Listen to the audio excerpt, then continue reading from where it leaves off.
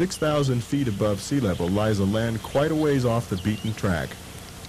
This land is home to a group of about 280,000 called the Naxi people. Centuries ago, the Naxi people migrated from Tibet to settle near the first bend of the great Yangtze River. Tiger Leaping Gorge is the name given to the spot where the river becomes so narrow that tigers can leap across. Yet not many tourists actually make it to this famous Chinese landmark. Further south is the Naxi city of Lijiang. The heart of Lijiang is the old city, where waterways still run under homes, and centers of worship are preserved in quiet gardens. Meanwhile, the modern has grown up around the ancient. The Naxi dress in functional clothes, trousers and vest of simple blue or black cloth. A visor called a liberation cap is commonly worn by women today, replacing the more elaborate headdress of the past. Many Naxi women wear a T-shaped cape of sheepskin and quilted material, with straps that cross in the front.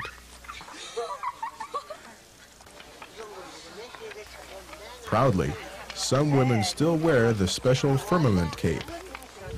7 round discs with tassels hanging down represent stars with rays of starlight. Some say these capes represent the diligence of the Naxi, working hard from morning until night.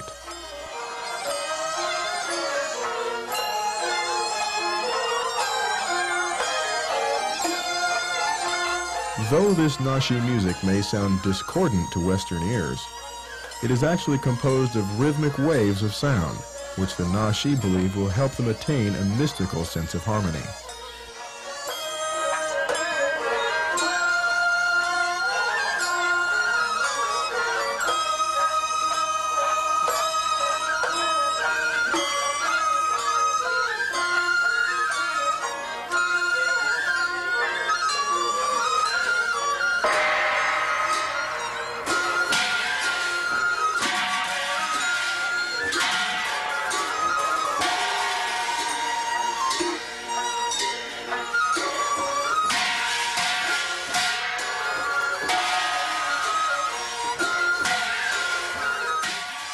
The Naxi believe that the sound of the gong echoes to heaven. It's as though they're trying desperately to attract the attention of a heavenly god. The serenity idealized in parts of their music reflects the influence of Buddhism, but it's the frenzy of sound which is perhaps more symbolic of their true spiritual life.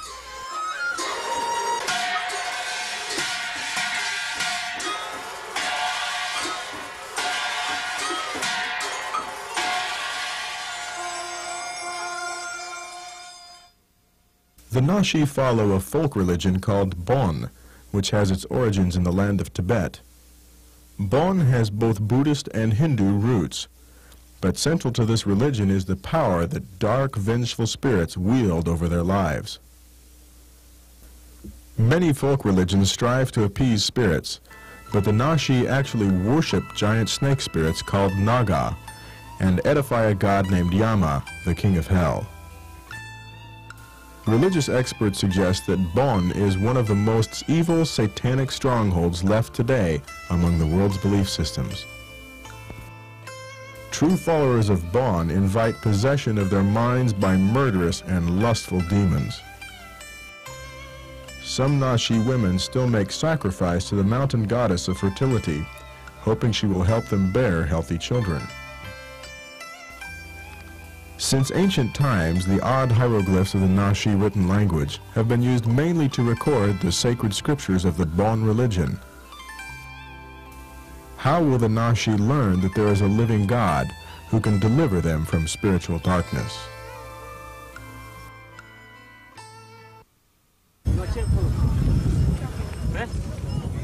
Very different in appearance, but yet a subgroup of the Naxi, are the over 20,000 Mosou people. The Mosuo still follow a matriarchal social system where one woman may have several male partners. Only if she chooses would one of them come to live with her in the matrilineal home that is run by her mother. The Mosuo come from the Lake Lugu area and only occasionally come to the city for shopping. Nearer neighbors of the Naxi are the nearly 30,000 Pumi people of the higher mountain areas. The Pumi have unique cultural traditions and spiritual strongholds of their own.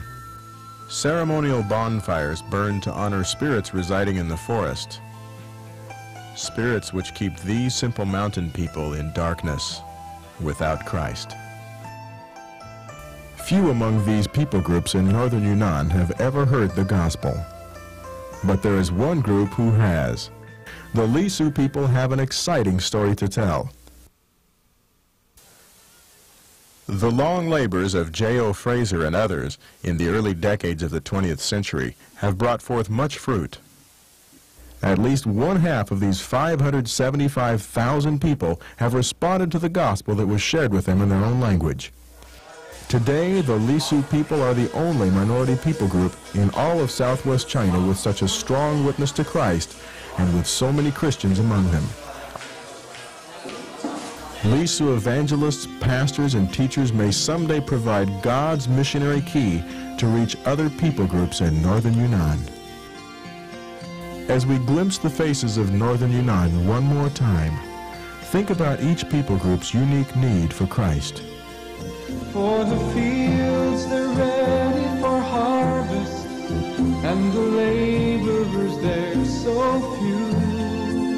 Countless millions still that I want to fill, but the task isn't mine to do. I gave him my commandment, go and preach good tidings of love, for I finished the work on Calvary, and their healing's already been done. So take my healing to the nations, bind their broken hearts with love, stretch my hand throughout creation with this message of my love. If your heart is drawn to one of these people groups, your family or church may want to adopt them. To adopt a people group means to be willing to pray, strategize, motivate others, and perhaps someday go yourself to bring the love of Jesus and help make disciples among them. Take my healing to the nations, bind their broken hearts with love, stretch my hand throughout creation with this message of my love, that I came to bring light in their darkness and bring joy where there once was pain. Take my healing to the nations, take my healing to the nations, take my healing to the nations with love.